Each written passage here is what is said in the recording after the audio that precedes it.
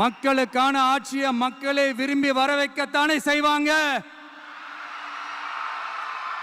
அப்படி மக்களால் அமைக்கப்பட போற நம்ம ஆட்சியில நம்ம என்ன செய்ய போறோம்ன்றது அதுக்கான அந்த தேர்தல் அறிக்கையில் அதுக்கான விளக்கத்தை டெஃபினட்டாக கொடுப்போம். பட் அதுக்கு முன்னாடி ஒரு சின்னதா லைட்டா நான் கொஞ்சம் அதை சொல்லணும்னு ஆசைப்படுறேன். எல்லாருக்கும் நிரந்தரமான வீடு இருக்கணும்.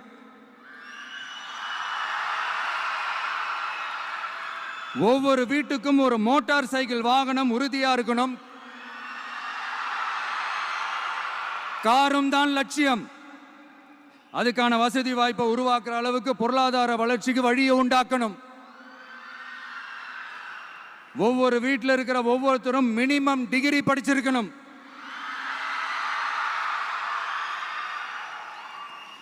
ஒவ்வொரு வீட்லையும் குறைந்தபட்சம் ஒருத்தருக்கு நிரந்தர வருமானம் கிடைக்கணும்.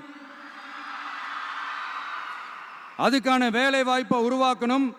அதுக்கு தகுந்த மாதிரி கல்வியில பாடத்திட்டத்தில் சீர்திருத்தம் செய்யணும்.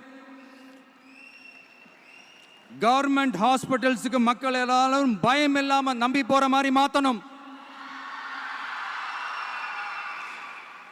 பருவமழை காலத்தில் ஏற்படுற வெள்ளத்தால ஊரும் சரி மக்களும் சரி விவசாயமும் சரி பாதிக்கப்படாம இருக்கணும்.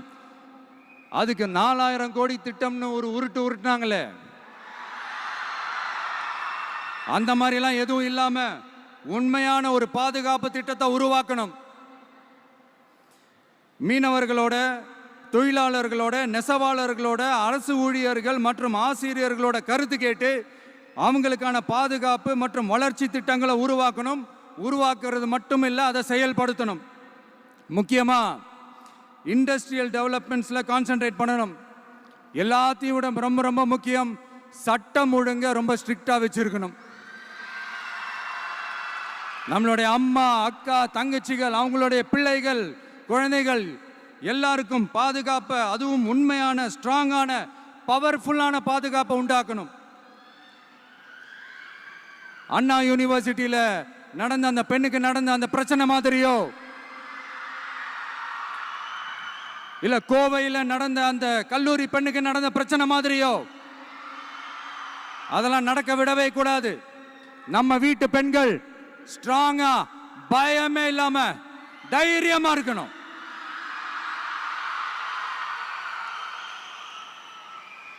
இதை எப்படி செயல்படுத்த போறோன்றது முன்னாடி சொன்ன மாதிரி நம்மளுடைய தேர்தல் அறிக்கையில் அதுக்கான விளக்கத்தை ரொம்ப டீட்டெயில்டாக கொடுப்போம். நான் சும்மா மற்றவங்க மாதிரி அவங்கள மாதிரி எல்லாத்தையும் அடிச்சு விட்டுட்டு ஏமாத்துற வேலையெல்லாம் இங்கே கிடையாது நம்ம கிட்ட. நான் மறுபடியும் சொல்றேன், நம்ம அரசியலுக்கு வந்தது உங்களுக்கு நல்லது நல்லது நல்லது மட்டுமே செய்யறது தான்.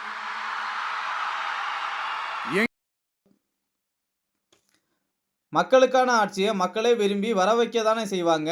அப்படி மக்களால் அமைக்கப்பட போற நம்ம ஆட்சியில நம்ம என்ன செய்ய போறோம்ன்றத தேர்தல் அறிக்கையில விளக்கமா கொடுப்போம். அதுக்கு முன்னாடி நான் அதை சொல்லணும்னு ஆசைப்படுறேன். எல்லாருக்கும் நிரந்தரமான வீடு இருக்கணும். ஒவ்வொரு வீட்டுக்கும் ஒரு மோட்டார் சைக்கிள் உறுதியா இருக்கணும். ஒவ்வொரு வீட்டுக்கும் ஒரு மோட்டார் சைக்கிள் உறுதியா இருக்கணும். காரும் தான் நம்மளோட லட்சியம். அதுக்கான வசதி வாய்ப்பை உருவாக்குற அளவுக்கு பொருளாதார வளர்ச்சிக்கு வழி உண்டாக்கணும். ஒவ்வொரு வீட்டுல இருக்க ஒவ்வொருத்தரும் குறைஞ்சபட்சம் டிகிரி படிச்சிருக்கணும். ஒவ்வொரு வீட்லயும் குறைஞ்சபட்சம் ஒருத்தர் நிரந்தர வருமானம் கிடைக்கணும். அதுக்கான வேலை வாய்ப்பை உருவாக்கணும். அதுக்கு தகுந்த மாதிரி கல்வியில பாடத்திட்டத்துல சீர்திருத்தம் செய்யணும். கவர்மெண்ட் ஹாஸ்பிட்டலுக்கு மக்கள் எல்லாரும் பயம் இல்லாம நம்பி போற மாதிரி மாத்தணும். பருவமழை மாற்றத்தால ஏற்படுற வெள்ளத்தினால ஊரும் சரி மக்களும் சரி விவசாயமும் சரி பாதிக்கப்படாம இருக்கணும். அதுக்கு 4000 கோடி திட்டம்னு ஒரு உருட்டுனாங்களே, அந்த மாதிரி எதுவும் இல்லாம உண்மையான ஒரு பாதுகாப்பு திட்டத்தை உருவாக்கணும். மீனவர்கள், தொழிலாளர்கள், நெசவாளர்கள், அரசு ஊழியர்கள், ஆசிரியர்களோட கருத்தை கேட்டு அவங்களுக்கான பாதுகாப்பு மற்றும் வளர்ச்சி திட்டங்களை உருவாக்கணும். அது மட்டும் இல்ல, அதை செயல்படுத்தணும். எல்லாத்த விட ரொம்ப முக்கியம், சட்ட ஒழுங்கை ரொம்ப ஸ்ட்ரிக்டா வச்சிருக்கணும். நம்முடைய அம்மா, அக்கா, தங்கச்சிகளுக்கு உண்மையான ஸ்ட்ராங்கான பாதுகாப்பை கொடுக்கணும். அண்ணா யூனிவர்சிட்டியில அந்த பெண்ணுக்கு நடந்த பிரச்சனை மாதிரியோ இல்ல கோவையில கல்லூரி பெண்ணுக்கு நடந்த பிரச்சனை மாதிரியோ அதெல்லாம் நடக்கவே விடக்கூடாது.